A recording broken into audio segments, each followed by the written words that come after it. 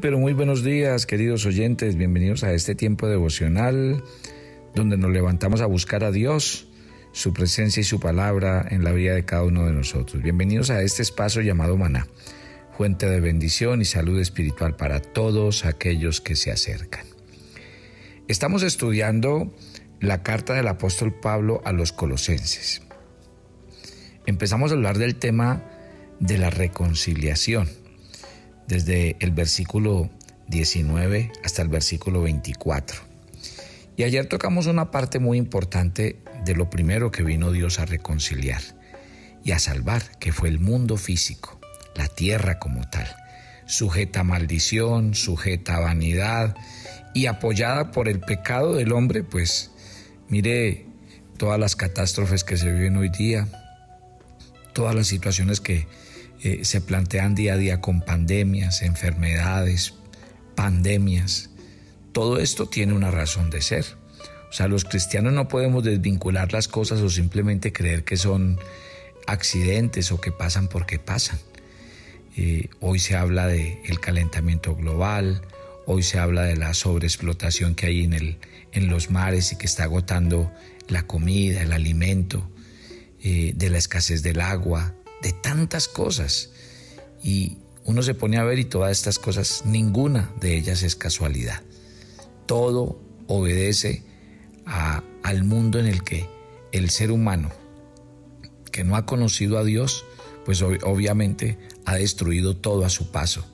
Y veíamos todo a la luz también de las profecías de la Biblia, cómo también esto va a terminar en el juicio final de Dios, donde las copas y las trompetas hablan del juicio de Dios sobre la tierra y todas las plagas y las cosas que van a venir en los últimos tiempos. Nos metemos ahora de lleno en el tema de la reconciliación, pero ya hablando de los hombres. Pablo dice en este pasaje que estamos leyendo que ellos eran extraños y enemigos en la mente, haciendo malas obras. Aquí la palabra extraños significa alienados, separados o aislados.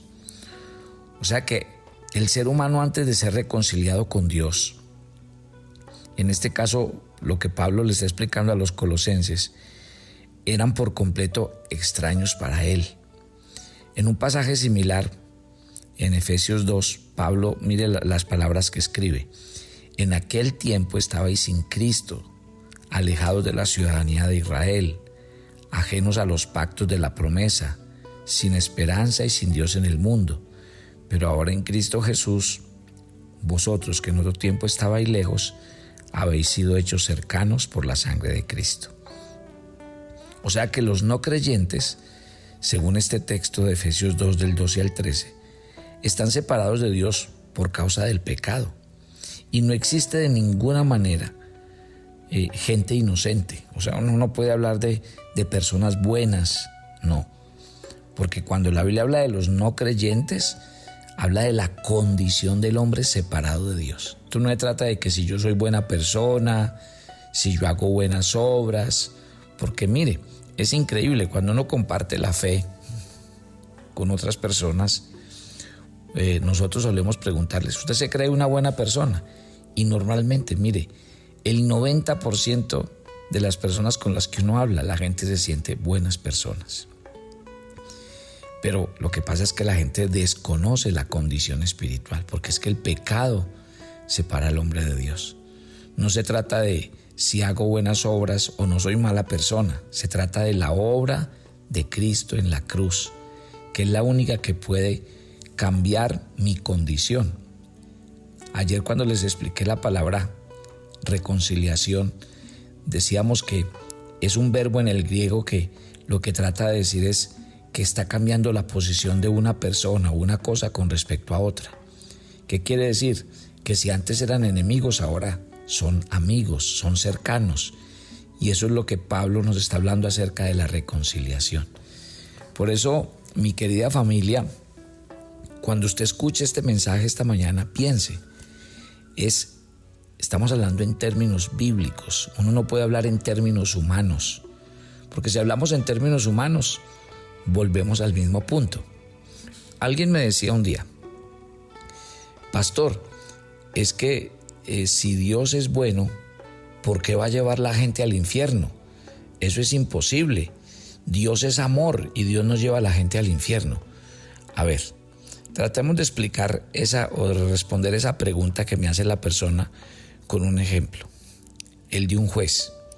Si a usted le acaban de asesinar a alguien muy cercano, un hijo o un padre, y usted se va para donde el juez, ¿a quién considera usted un juez bueno? Pues al que hace justicia. ¿Y qué tiene que hacer un juez bueno? Hacer justicia. ¿Y hacer justicia qué es? Condenar a esa persona porque esa persona acaba de cometer un delito y esa persona debe ir a una cárcel y pagar allá 20 o 30 años de cárcel. Para usted, ese es un juez bueno, el que imparte justicia. ¿Por qué? Porque se está juzgando a una persona de un delito que cometió y que está transgrediendo una ley. Es exactamente lo mismo. Dios nos dio los 10 mandamientos y conforme a ellos nos juzga.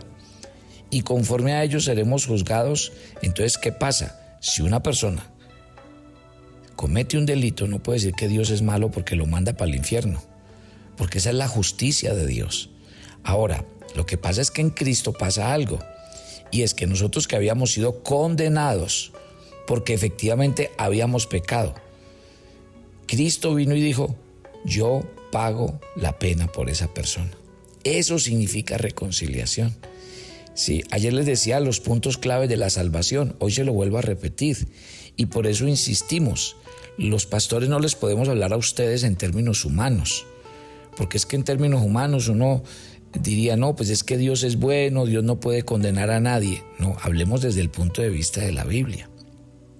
Y ahí vamos a entender mejor las cosas y vamos a poder, digamos, entender cuál es la razón bíblica de la salvación. La salvación es eso. Alguien otra vez me dijo, es que ustedes los cristianos se creen pues lo último, creen que el único que salva es Cristo. A ver, no es que los cristianos creamos que el único que salva es Cristo. A ver, dígame quién, Mahoma, Buda y todos los que han considerado dioses a través de la historia han venido a salvar la humanidad, han venido a entregar sus vidas, han venido a entregar sus vidas en rescate por la vida de otros. ¿Quién fue el único que lo hizo? Cristo.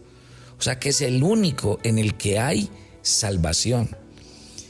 Entonces, mi querida familia, esto es demasiado importante a la hora de entenderlo. Otra vez, les voy a poner un ejemplo más porque me parece importante que ustedes como cristianos entiendan esto que estamos hablando de la reconciliación de Cristo en la cruz por cada uno de nosotros.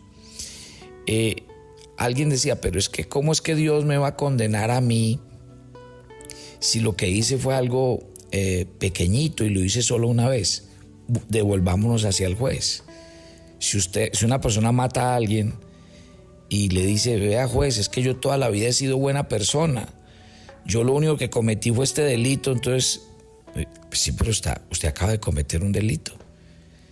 Es lo mismo en la vida cristiana. Hay gente que dice que no, que es que yo por lo general soy una buena persona. Sí, pero cometemos pecados. Y por cualquier pecado que pequemos otra vez, estamos condenados según la Biblia. Entonces, ¿a qué viene Cristo? A ofrecernos la salvación y la vida eterna, pero en Cristo, obteniéndola de Él, reconociendo a Jesús como nuestro Salvador. Por eso la Biblia dice que no hay obras que valgan de por medio, ni que esto se trata de méritos, ni que una persona sea buena, que no le haga mal a nadie, porque la Biblia dice que todos somos pecadores, que todos hemos pecado. En la Biblia no hay pecado grande ni pecado pequeño. La gente dice, es que yo no soy asesino, pero es que la Biblia dice, el que odia a su hermano es homicida. Así es de contundente la Biblia, y por eso nosotros necesitamos la obra de salvación. Pablo le está escribiendo a los colosenses. Los colosenses también habían sido enemigos en su mente. Enemigos aquí se traduce como aborrecibles. O sea, los no creyentes no solo están separados de Dios debido a su condición de que son pecadores, sino que son aborrecibles por causa de su actitud, porque odian a Dios, porque repudian sus normas, su santidad, sus mandamientos. Mire cómo los define Juan. Me encanta cuando Juan define a los pecadores. Dice, ellos amaron más las tinieblas que la luz, porque sus obras eran malas. Porque todo aquel que hace lo malo aborrece la luz y no viene a la luz, para que sus obras no sean reprendidas. El problema del no creyente no es la ignorancia, sino el amor obstinado que tienen por el pecado. Y Romanos 1, Pablo lo dice así, pues habiendo conocido a Dios, no le glorificaron como a Dios ni le dieron gracias, sino que se envanecieron en sus razonamientos y su necio corazón fue entenebrecido. Profesando ser sabios, se hicieron necios, cambiaron la gloria de Dios incorruptible en semejanza de imagen de hombre corruptible, de aves, de cuadrúpedos, de reptiles.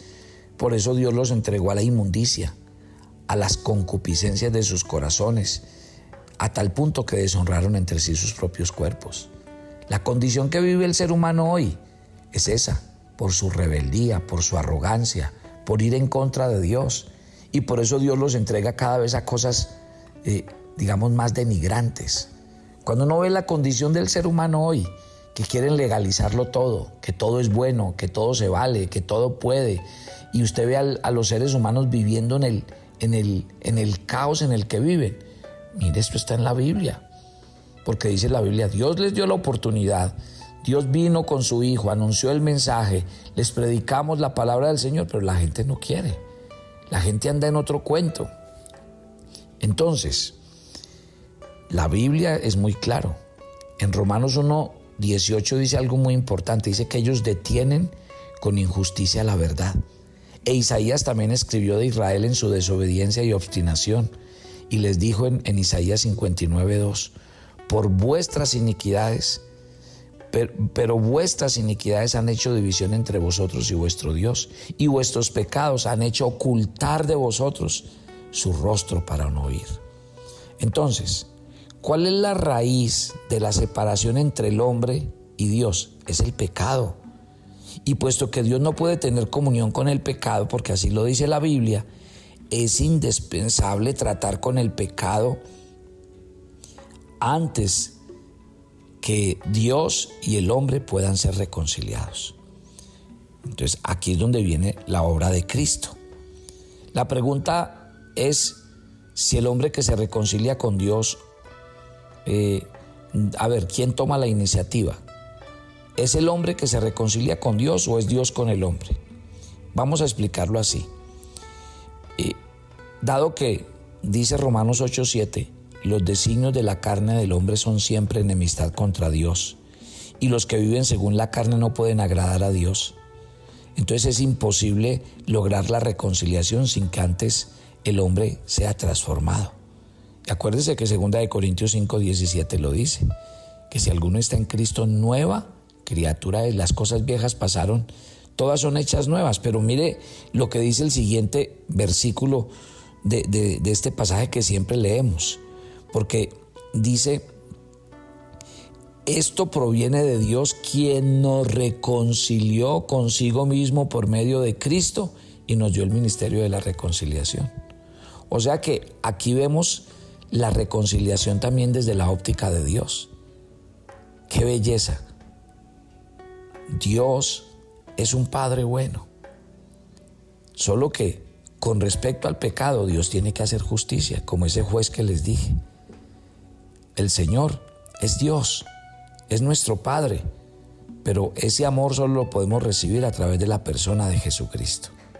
Quien rehúse obedecer y seguir al Hijo de Dios, Juan 3:36 dice muy claro, la ira de Dios está sobre él. ¿Y por qué? Por causa del pecado. Y así lo dice Efesios 5:6. Dice que viene la ira de Dios sobre los hijos de desobediencia. Este pasaje que estamos tratando hoy, que nos habla de la reconciliación, lo podemos resumir así, que la reconciliación entre Dios y el hombre sería imposible si primero no fuera aplacada la ira de Dios. Y la solución a este problema, ¿quién fue? Pues Cristo Jesús. Porque Cristo vino, murió por nosotros, pagó el precio Y Primera de Tesalonicenses 1:10 dice: Jesús es el que nos libra de la ira venidera. Que Él soportó todo el furor de la ira de Dios que fue suscitada por nuestros pecados. Lo dice la Biblia en 2 de Corintios 5:21. Entonces, la muerte de Cristo en la cruz, ¿qué hizo? Nos reconcilió con Dios.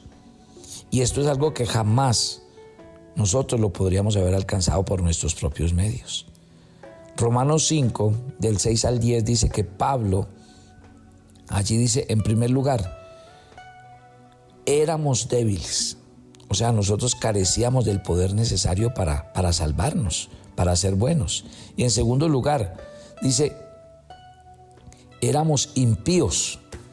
O sea que no teníamos mérito moral alguno. Otro momento que dice ahí es que éramos pecadores.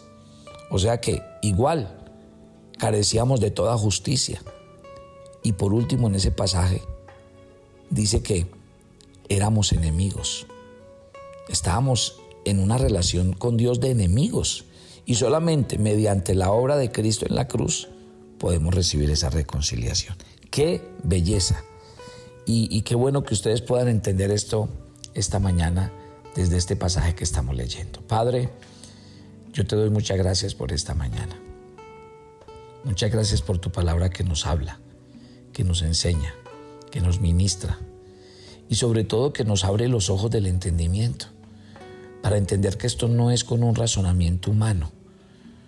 No es que si Dios es bueno no puede llevar a los pecadores al infierno porque es que Dios es una persona buena. Es que esa es una óptica humana. En cambio, cuando uno va a la Biblia y encuentra que la Biblia dice que Dios es bueno, pero ese Dios bueno nos dio leyes y mandamientos y tenemos que obedecerlos, y si no los obedecemos tendremos que recibir la justicia de Dios.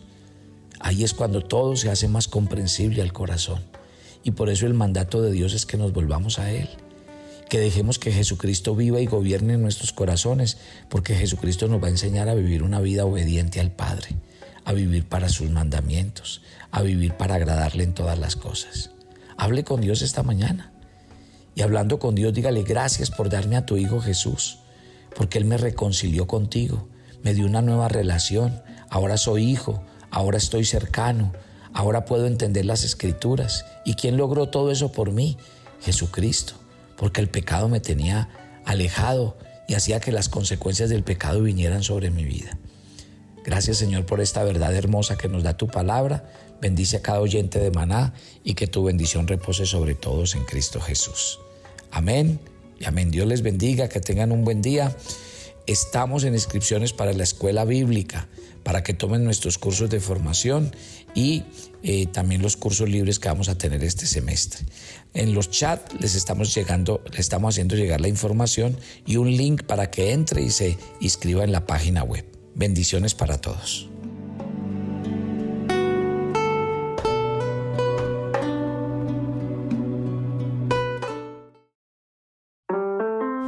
Toma tu agenda devocional Maná. El pasaje sugerido para la lectura en tu devocional personal el día de hoy es Romanos 12, del 9 al 21. Hacer el bien con quienes nos maltratan no es fácil, pero esta es la transformación que el amor de Dios quiere hacer a través de nosotros en el mundo. Así que pídele fortaleza al Espíritu Santo y bendice a quienes te hacen daño. Te invitamos ahora a que respondas las preguntas que encuentras en tu agenda, que te llevarán a conocer cada vez más a Dios y crecer en tu vida espiritual. Y para confirmar tus respuestas, visita nuestra cuenta de Facebook Devocional Maná.